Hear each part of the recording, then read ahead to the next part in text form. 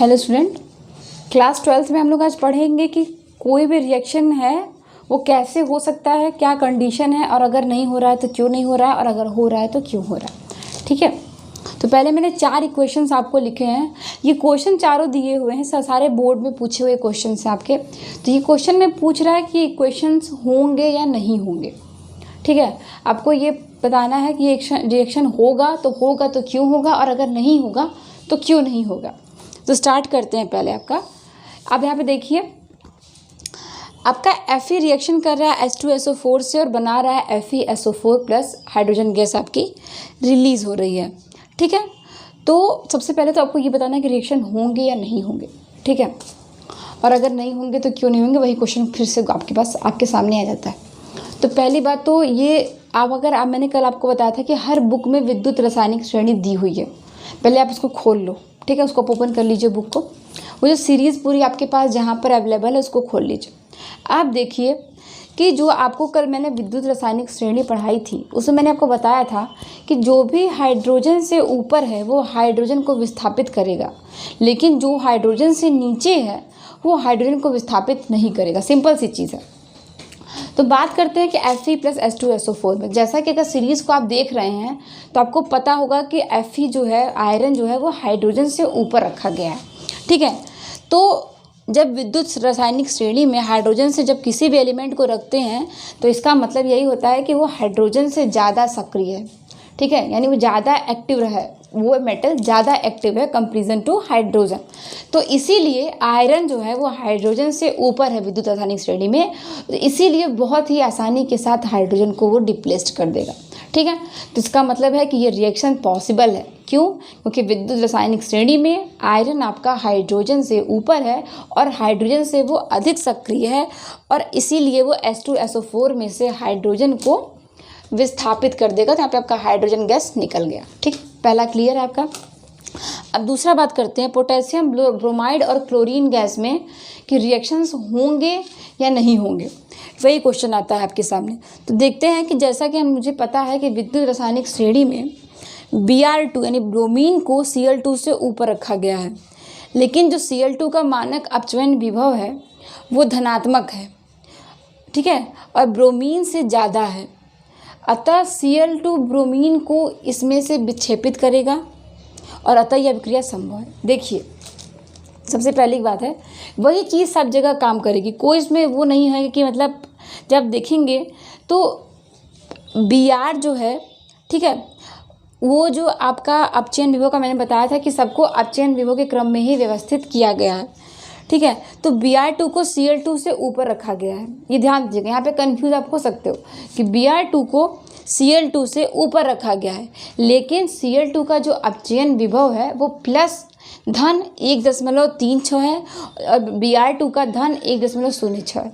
तो ज़्यादा किसका हुआ? क्लोरीन का। अगर वहीं पर अगर क्लोरीन ऋणात्मक होता तब तो नहीं, लेकिन क्लोरीन भी धनात्मक है, ब्रोमीन भी धनात्मक है और तुलना में क्लोरीन का ज़्यादा। इसका मतलब है कि क्लोरीन जो है वो ज़्यादा एक्टिव है कंपेरिजन टू ब्रोमीन। अब यहाँ पे ये नियम नहीं लगेगा कि हाइड्रोजन से ऊपर ब्रोमीन है तो ब्रोमीन हटा देगा, नहीं। यहाँ पे ये नियम चलेगा कि जो अपचयन विभव में दोनों का चिन्ह क्या है और दोनों में से मान ज़्यादा किसका है। ठीक है, तो क्लोरीन का मान आपका ज़्यादा है, इसीलिए Cl2 Br2 को उसके लवण के विलयन में से विस्थापित कर देगा। ठीक है, अतः यह अभिक्रिया संभव है। यहाँ से विस्थापित किया इसने, यहाँ पे Br2 आपका निकल गया, इसका तो ये रिएक्शन भी पॉसिबल है, होगा। अब तीसरा बात करते हैं, Cu प्लस 2Ag प्लस बना रहा है Cu2 प्लस और 2Ag। ठीक है, अब देखिए विद्युत रासायनिक श्रेणी में जब देखेंगे तो Cu का स्थान Ag से ऊपर है।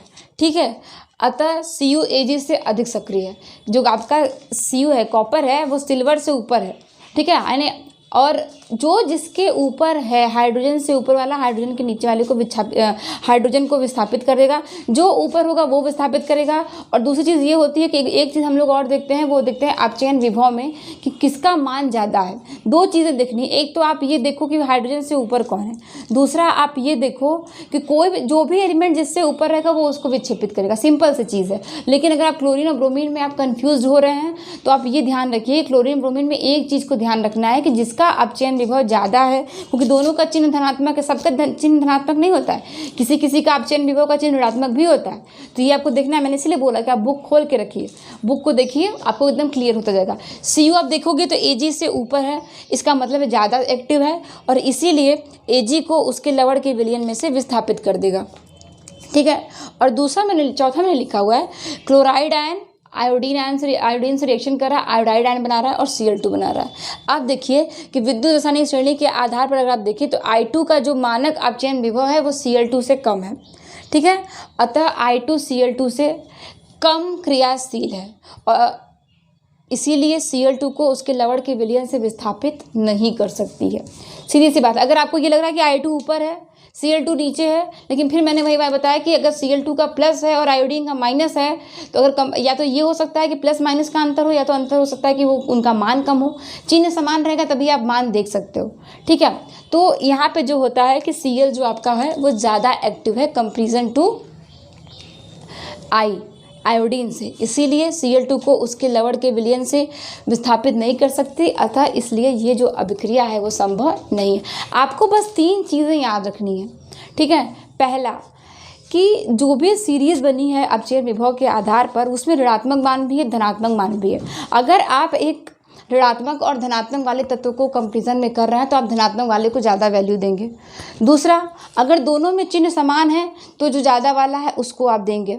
तीसरा, जो हाइड्रोजन से ऊपर है वो हाइड्रोजन को विस्थापित करेगा, जो जिससे ऊपर है वो उसको विस्थापित करेगा, ये तो आपको पता है, लेकिन किस आधार पर।